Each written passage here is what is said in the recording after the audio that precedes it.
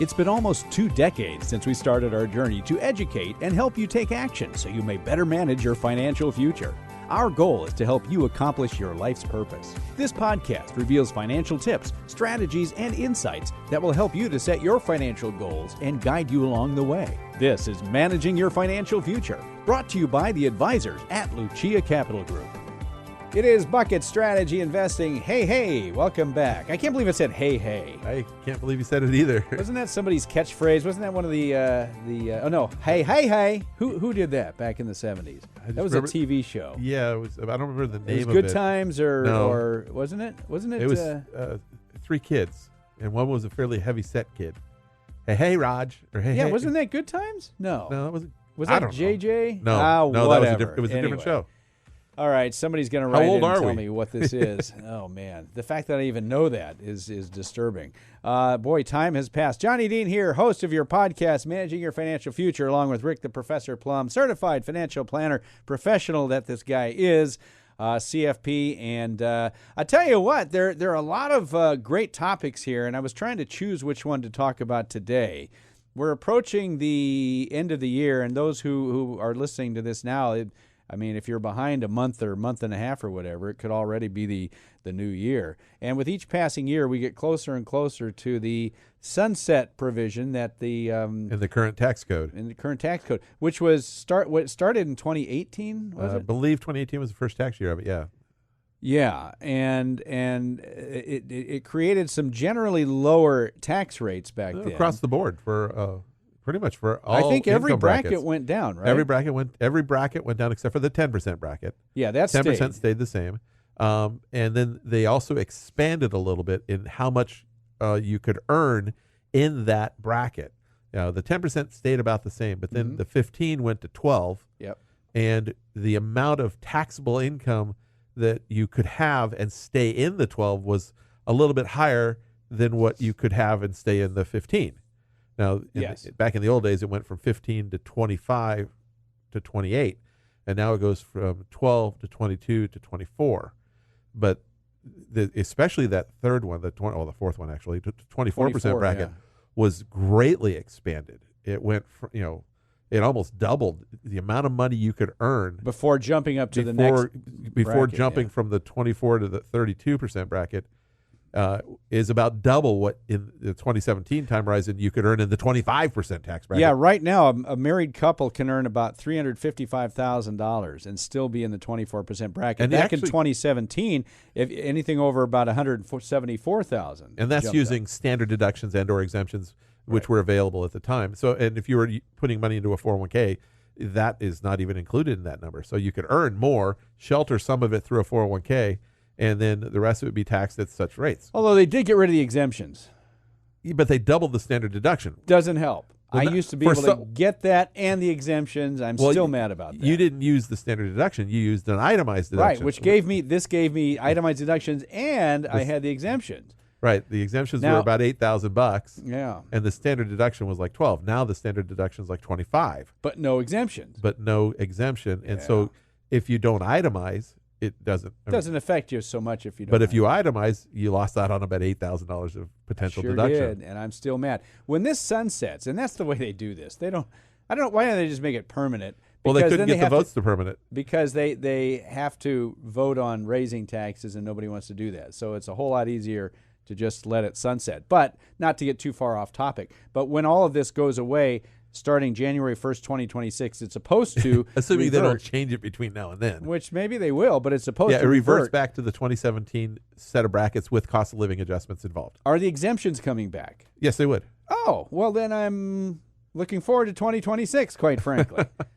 Because I'll be, let's see, I won't be retired then. You'll be 62. Yeah, I won't be retired likely. It'd be nice, but I don't think I will be. So... But still, I'll take the slightly higher brackets if I can get those exemptions back. Let me get to work on that. Anyway, the point of all this is that the tax brackets changed, and for some people they did. Actually, for most people they did drop. They dropped across the board almost for everybody. There's only a few people where I saw the brackets, actually not the brackets, but the tax they owed go up a little bit. Yeah. And the question in some people's minds that we've heard is, well, if tax rates are, let's say, temporarily lower with these new brackets, is this a good time to convert to a Roth IRA? Well, because converting is always something that you should be considering, and it's something that you should be thinking about on a positive note until you find out that it doesn't work for you. But you have to do some math to determine whether or not it does or does not work for you. And there's a lot of uncertainty about the future. You know, these tax brackets that we currently have are set to sunset in 5 years. That's if they last that long, if Congress doesn't actually do something between now and then. Now, I would imagine that anything they do between now and then would not be lowering them. And so a lot of people believe that they could actually go up, especially people that are making more than, $50,000, $60,000, $80,000 a year. They're thinking that their rates are potentially going to go up. Single individuals. Single, but even married couples are worried about it. I mean, we've been promised they won't, but we'll see what that goes. Who knows? Politicians on both sides of the aisle always tell the truth. Good luck getting that. So it's a matter. So they're worried about the sunset and having a higher bracket in the future. They're worried about having a higher bracket in the future because it won't even get to the sunset, and they're going to. And so people right now are talking about, what can I do to potentially avoid what may be higher taxability in the not too distant future? Yeah. So if they can pay taxes now at what may be a lower rate than later on, why not remove that money from, say, your traditional IRA now, put it into a Roth, pay the taxes at what you hope would be a lower rate, so that later on, tax-free. Now, one misconception is that if I'm in the 12% bracket today, I'm in the 12% bracket. I can convert whatever I want, and I'll stay in the 12% bracket. And there's the problem. That's right. There is a top. The amount of income you can have in any given tax year is bracketed. And if just because you're in a certain bracket doesn't mean you'll stay in that same bracket. Any new income coming on top can fill up and exceed that bracket and be taxed at a higher number. And income could be money you take out of your traditional IRA to convert. IRA to Roth conversions are taxable income. I'll break the mold here for a second. We do have something. We were talking about the sunsetting 5 years from now. Mm-hmm. There is something that may be coming down the pipe in the next couple of months. By January 1 of 2022.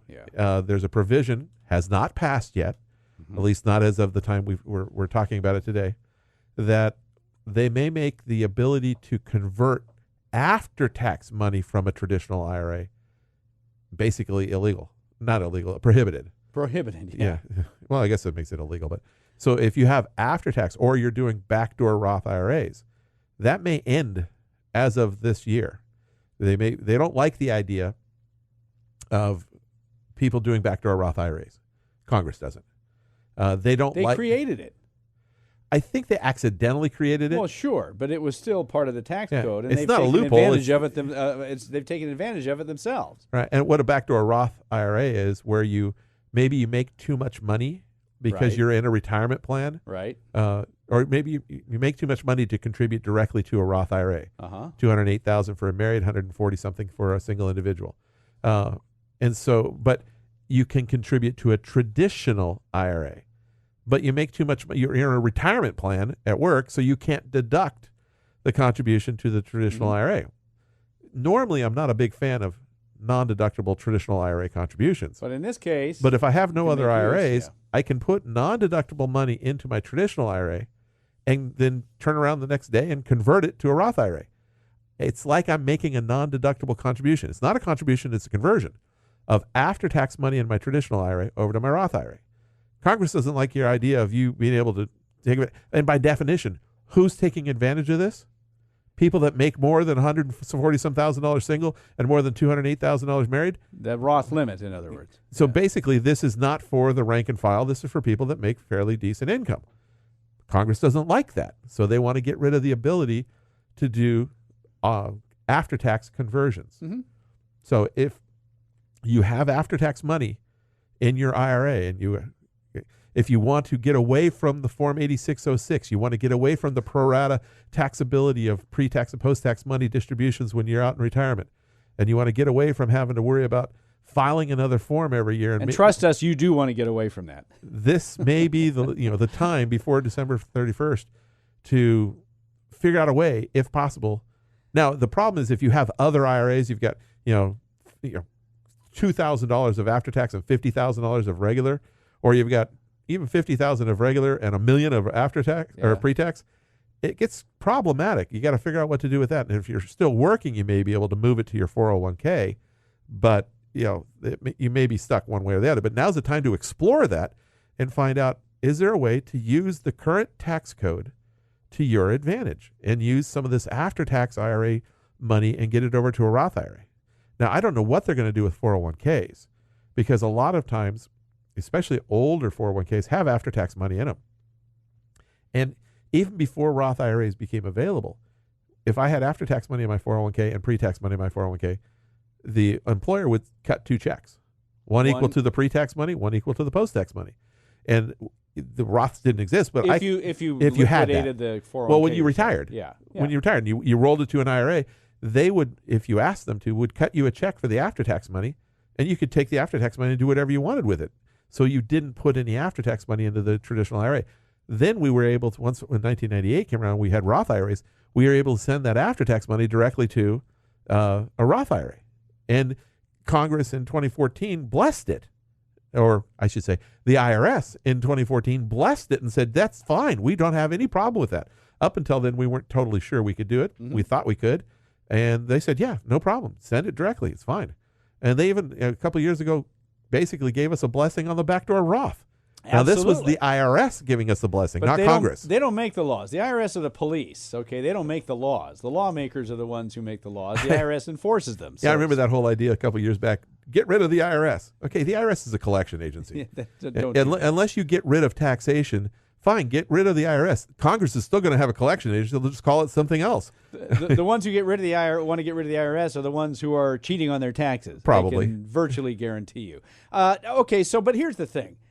You had something else on that? No, I mean, now's the time to start looking at it and do some conversions. Yeah, and we don't know what's going to pass between now and then. Well, even if that doesn't pass, now may be a good time to just clean up your life, your financial life, and get that after-tax money in a more efficient place if possible. Well, yeah. Now, one of the things you have to watch out for is what you brought up earlier that I think a lot of people aren't aware of. If I'm a married couple and let's say my AGI is under 80,000 or something like that, so I'm in the 12% bracket, and I say, well, gosh, I got a $300,000 traditional IRA, for whatever reason, and I'm in the 12% bracket. Well, shoot.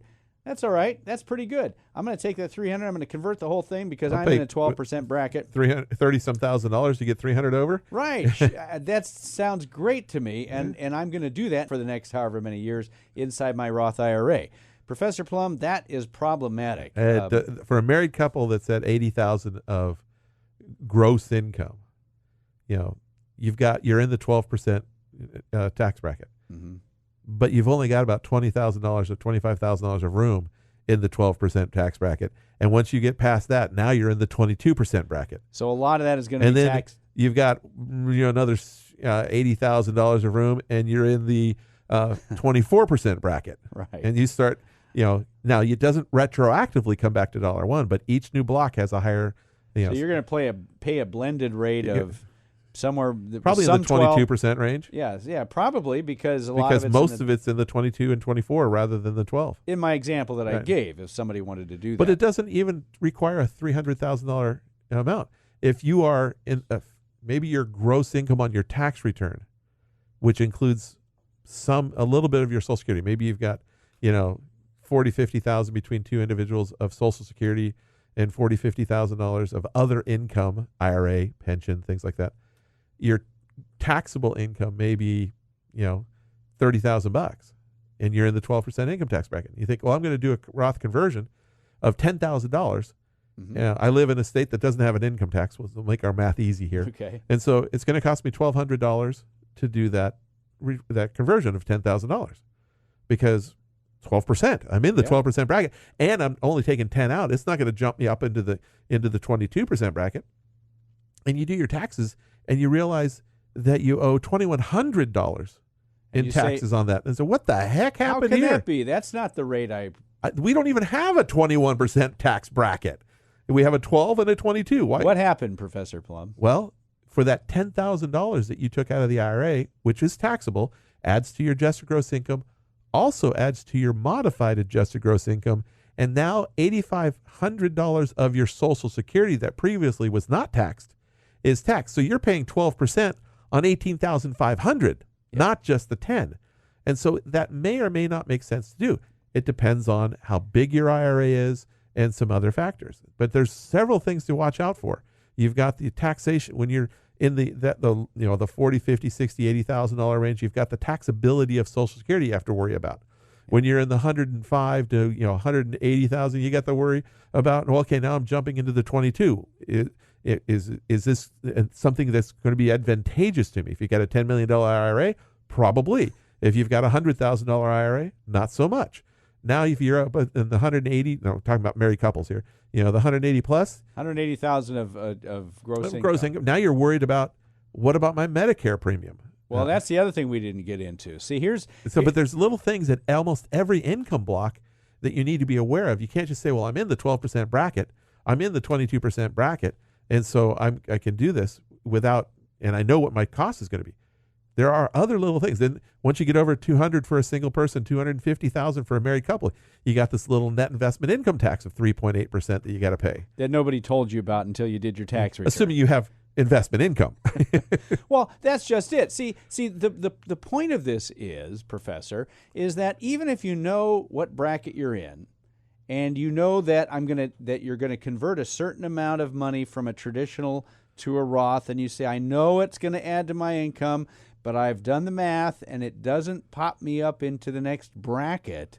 Even if you know about that, there still may be some residual hidden taxes that added traditional IRA income is going to create. Am I itemizing my deductions? Do I have medical expenses that I can actually take greater than 7.5% of my AGI? Okay, well, if I increase my AGI, adjusted gross income, by doing a Roth conversion, that means less of my medical expenses are deductible, assuming you had medical expenses to deduct in the first place. There's another. Is it still 7.5%? Yeah, that actually was one of the things that sunsets in 2025 again. Okay. It goes back to 10%. Or 2026. Yeah. So, yeah, it's 7.5 right now. Okay, so anyway, there are all kinds of hidden costs is what you're saying. There could be. All kinds of hidden costs to converting a traditional IRA. But that doesn't necessarily mean you shouldn't do a Roth conversion. You just need to know what you're facing.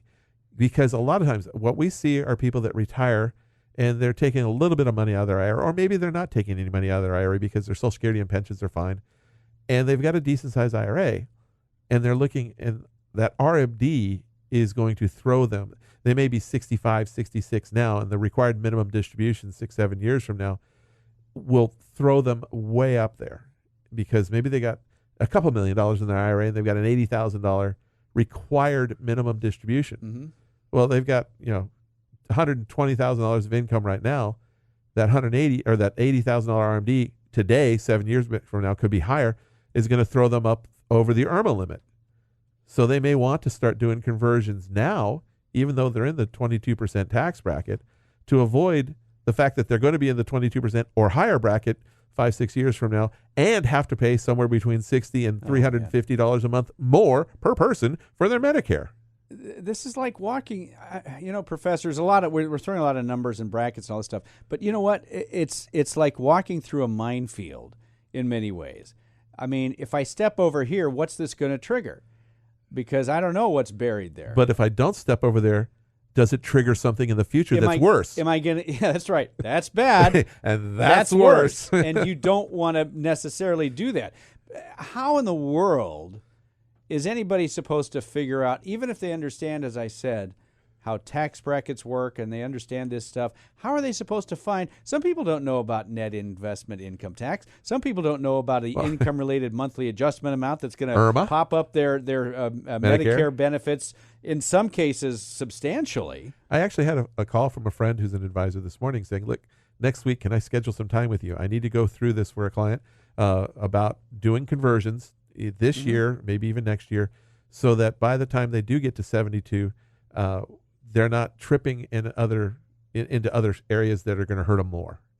So we're going to go through a lot of math and projections and see what's up. We've talked about the pitfalls, the minefields, things that can happen for somebody who is going to do Roth conversion. Yeah. But Professor, who should consider a Roth conversion? Well, it depends. I mean, if you are in the same bracket today as who would it be a good idea for? If you're in the same, if you're expecting to be in the same bracket in retirement as you are today, I would say that you're probably going to want to lean towards it because there's probably something else in there that you're not thinking of that'll make your bracket higher in retirement, like the tax on Social Security, IRMA, all these other things. So if you think you're going to be in the same bracket, look into converting up to your current bracket.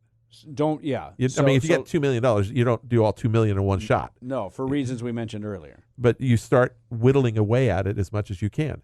If you're going to be in a higher tax bracket in retirement than you are now, a lot of municipal workers, firefighters, law enforcement, things of that nature that have very good pensions and have been diligent about saving in their 457s and other retirement plans, a lot of them end up with higher income in retirement than they did when they were working, and they're in higher brackets. They should consider Roth 457s, Roth 401ks, and conversions to Roth now, at least within reason. But if you're making pretty high income now, and you're getting a late start, and you're looking to be in a lot lower income tax bracket in retirement than you are now, even with anticipated increases from the 12 to the 15 or whatever the anticipated increase may be. I'm not too sure. I want to pay a higher tax today than I'm going to pay in the future. I definitely don't want to pay a higher tax today. So that's what I would lean towards. Higher today than in the future, no Roth. No conversion. Same, I'm going to lean to unless I can, until something tells me not to. If I'm in a higher bracket retirement than I am now today, I'm looking to do conversions. Required minimum distributions, even for people who are prepared for all this stuff, required minimum distributions can often mess up somebody's tax plan. I was speaking with some people this morning, and I was saying, well, we're going to, he's been taking X amount of dollars out of his IRA every year, and I said, well, we're going to run a little short this year. We have to increase. You have to take a little bit more money out. You got to take another X amount of dollars out of your IRA this year before the end of the year to satisfy your required minimum distribution. He goes, yeah, they go up a little bit every year, don't they? I go, well, they go up a little bit every year, but that wasn't the big issue. Yeah. Last year was a great year. Your IRA grew. Well, presumably. In this case, it grew. Okay. And that's why his RMD this year was so much more than the year before. It wasn't just the fact that it went from like a 4.1%, distribution to a 4.2 or 4.3% distribution. It went, the IRA went up because the markets did so exceptionally well in 2020. Well, now, and so he was looking at it going, is it going to go up like this every year? You hope. Well, more money is always better. I would venture a guess, even if you have to pay higher taxes. Wasn't there talk as well about eliminating required minimum distributions? Or they've talked about it. They've talked about moving it to age 75. They've talked about doing away with RMDs for owners, not for beneficiaries. Okay. And they haven't been able to figure out how to make it work. They'd be losing some tax money today, but they'd be gaining a lot of tax money later, and they're having troubles weighing how do we keep our budget today with the loss of the tax revenue from the IRA distributions for people who don't need it, and basically backloading it with the beneficiaries only having a 10-year payout. Well, you know my position on that, and I won't go into that. They don't use tax money, but a federal government doesn't use tax money. Write more. They just hit a computer blip and say, "Here, print some more." Well, every federal dollar spent is a new dollar in the economy. Yeah. Every federal dollar taxed is a destroyed dollar. But that's neither here nor there. That's for another discussion. But if there was talk about that, I mean, there are just so many pitfalls for doing this. Does it come down to, and that's why I asked my question to you. I think politically getting rid of their RMD is a scary one because who would benefit from that? Well, people with large IRAs. Rich people. Well, yeah, of course. And you would be benefiting people. The rich. Well, Congress can't benefit the rich. They hate the rich. They want to do everything on the rich's backside. Well, no, I think you're being facetious because it's the rich people that are paying them to do to do their bidding. So absolutely, they will do whatever they can. So they have to figure out how to spin it where they're accepting all this money from the Well, from the rich people to get rid of it, but then spin it so that it doesn't sound like they're doing the rich people's bidding. How do you think we have a $23 million estate tax exemption, right, or whatever it is? Not most likely. There is a high likelihood, I think, that'll go to 6. Okay, but even 6, fine, 6, whatever it is, 6 and per person. We still have Social Security taxable brackets of $22,000. Let me tell you something. If you think haven't that they're changed. Not going after the rich people, I'm not disparaging anybody, but doggone it, the tax code is written for them. It may not seem like it because you have progressive brackets, and the more you make, the more you pay. Mm-hmm. But honestly, rich people's income is coming from capital gains anyway. You brought up the taxation on Social Security. Mm-hmm. They set the threshold at $25,000 in 1983. And how much has that changed, Rick, since 1983? Nothing. Right. Zero. It's still the threshold is 25. This is a single individual. Right. 25,000. In 1993, they set a second layer in there of 34,000 and 44,000 for single and how married. much has that changed since 1993? No adjustments since 1993. So that's a few days. So if you think we've had, even though inflation's been fairly benign up until this last year, there was some higher inflation years in the 80s and 90s. Why is the capital loss capability $3,000? That's the same number it's been since forever. Whatever. Since they put it in. I looked it up once and I can't remember the date. But it's been a long time. It has been a long time. So these things that could really help people have never been raised. Right. The estate tax, which was around $1 million, the estate tax limits in 2000, right around the turn of the century, 20-something years ago, have gotten as high as 20. I don't even know what it is. Well, it was $1 million per person. So if you're going to go per person, 11 million now. But 11 million now. So $1 million to 11 it's million. gone up 11-fold. 11-fold. So just tell me who's writing tax laws for whom. Don't mean to get onto that soapbox, but that's true. But so you got to work with the laws that you're given. Right. You got to work with the brackets you're given, and whether or not a Roth conversion makes sense to people. I think what you were saying, Professor Plum, if you want to make it most simple, is what bracket are you in now, and what bracket do you expect to be in when you retire? Right. But you have to input the real bracket, not just the bracket on the federal side. How much is your Medicare going to go up, if at all? How much of your Social Security is going to be taxable, if at all? Mm-hmm. How much net investment income tax? Well, that presumes you have net investment income from other sources that would be affected by that, if that's an issue. So it's not just the federal tax or even the state income tax if you live in a state with an income tax. These are all things you have to consider to determine, is it beneficial and wise for me to do that Roth conversion today, or should I just pay the tax later on? This is why you need the help of a competent advisor, somebody who understands all this stuff.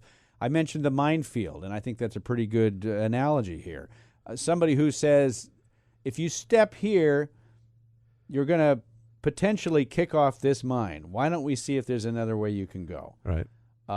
If you stay where you are, there's a time bomb underneath there. A ticking time bomb. Exactly. The old ticking tax time bomb? Right, exactly, which has never exploded in the 80 years that they've been talking about it. But you could wind up, worse off here. So you kind of need to move to another section of this field. Yeah. Staying where you're at may not be a good course of action, but which course is a better and more efficient use?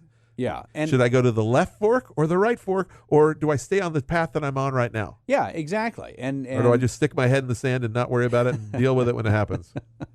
And then complain when it happens. I think a lot of people just wind up doing that. And they say, well, if I owe taxes, I owe taxes. But really, taxes are probably the biggest drag on your portfolio's performance. And we try to manage those. And also, when you get those tax bills, that you're unexpected, that's the biggest drag on your emotional psyche as well. Well, it is because, stinks. what that's money you spent that you get nothing back for. Nothing directly. Nothing at all you get back for. Your state taxes, I get roads, and I get... state taxes, I'm saying state taxes you do. But, am I going to see that today? No. That's 8 years from now or whatever it is. So the point is, managing your taxes can have may have a big effect on your portfolio's performance. Oh, yes. And I think it would have a much better effect on your psyche. If you know that you've done everything you can to create an efficient model for paying taxes, it's got to help. It may still stink. I've talked to some people that have fairly large They understand. They go, okay, we've worked it out. This is the best it's going to be. Yeah. I still don't like writing the checks, but, hey, having a big tax bill isn't the worst thing in life. Well, having no income is probably a lot worse. Well, it is. Now, if you have a big tax bill, but you don't have the money to pay it, that can get... As long as the income that you're paying the tax on isn't phantom income, as long as there was real income that created that tax bill, I'll take the tax bill. Well, there are people out there, I don't know how many, but there are people out there with large incomes that still live sort of paycheck to paycheck. Uh-huh. And, those are the people, I think, in some ways that don't save a lot, that wind up, for one reason or another, wind up getting a big tax bill. Well, somebody was asking me about the average retiree or this, or how much should somebody be spending, that or the other thing. And I know people who have retired that live very comfortably on $40,000 or $50,000 a year. And I know people who have retired who cannot afford to live on the $40,000 or $50,000 a month that they're getting. Oh, man. Because their worlds are completely different. Well, the first reaction is cry me a river. But on the other hand, if that's what you're used to, that's what you're used to. And, again, that's why it comes down to planning. It comes down to planning. It comes down to the first couple in my example planned really well. They've always lived within their means. It's a certain way of lifestyle they've grown accustomed to over the 30, 40, 50 years of working, and they're very happy with what they're doing. The other people spent every dime they made, even though they were making big-time bucks, didn't do any planning, didn't think about tomorrow, and then tomorrow came. Tomorrow came knocking on the door saying, hey, you're retired now. You're too old to work. Or I have no savings, and I'm going to have a... what now? I got $60,000 of social coming in, and that ain't going to cut it. No. That's per year, by the way. Not per month. Not per month. Not yet. You wanted to... Wouldn't that be nice? Well, just go broke quicker. Good luck with that. Like a government check, federal government check could ever bounce. Impossible. I know. I've read some articles because we have a new cost of living allowance for Social Security, 5.9%. It was big. 5.9%. Yeah, nice. But then there were some articles I read said, this is just going to make the trust fund go broke 1 year earlier. So what? Let it go to zero. Let it go negative. If they were worried about it, why'd they take all the money out of it to put it in the DI trust fund that was going broke, the Medicare fund that was going broke? It can't go broke, folks. The government just keeps writing checks. Well, all they're doing is raising the number in your account. You can't run out of numbers. So if you need to know whether a Roth conversion, that was the topic. If you need to know whether a Roth conversion is suitable for you or not, if it's in your cards, what are some of the consequences and benefits of doing a Roth conversion? Give Professor Plum, or really any of the Lucia Capital Group advisors, a call. 800-644-1150. It can be tough to get in touch with the professor himself, but you have access to him and the other advisors at Lucia Capital Group who all work together as a team, kind of a brain trust of advisors.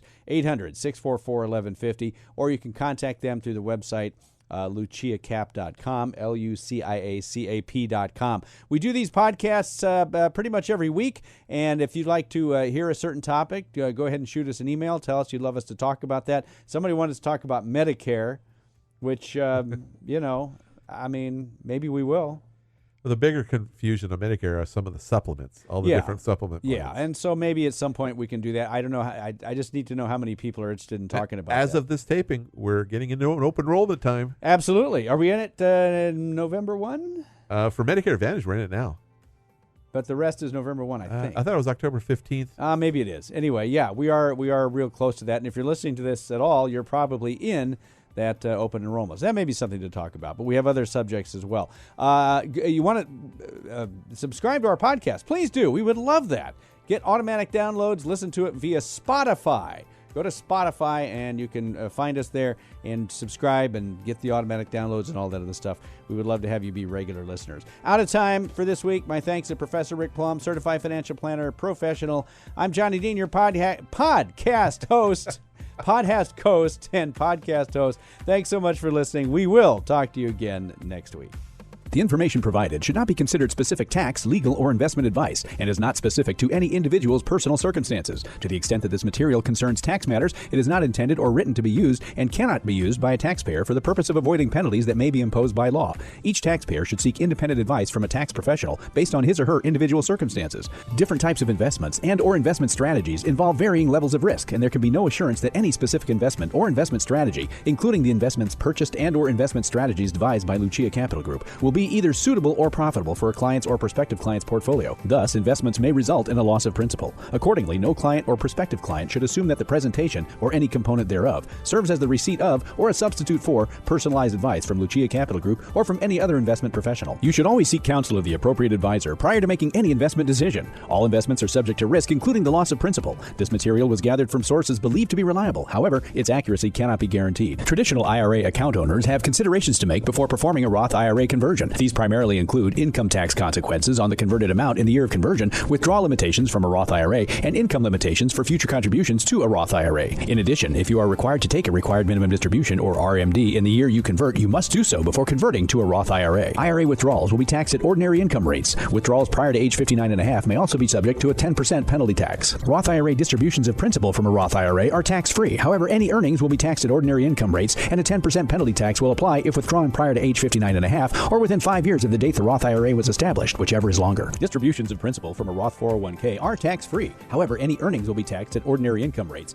and a 10% penalty tax will apply if withdrawn prior to age 59.5 or within 5 years of the date the Roth 401k was established, whichever is longer. Your investment options are limited with a Roth 401k to those offered by the plan administrator. Charges and fees may be incurred. Examples cited are hypothetical, are for illustrative purposes only, are not guaranteed, and subject to potential federal and state law amendments. There is no guarantee that you will achieve the results discussed or illustrated. The information provided is based on current laws, which are subject to change at any time. Lucia Capital Group is not affiliated with or endorsed by the Social Security Administration or any government agency. Social Security rules can be complex. For more information about Social Security benefits, visit the SSA website at ssa.gov or call 800-772-1213 to speak with an SSA representative. Rick Plum is a registered representative with and securities and advisory services offered through LPL Financial, a registered investment advisor, and member FINRA SIPC. The investment professionals are affiliated with LPL Financial and are conducting business using the name Lucia Capital Group, a separate entity from LPL Financial.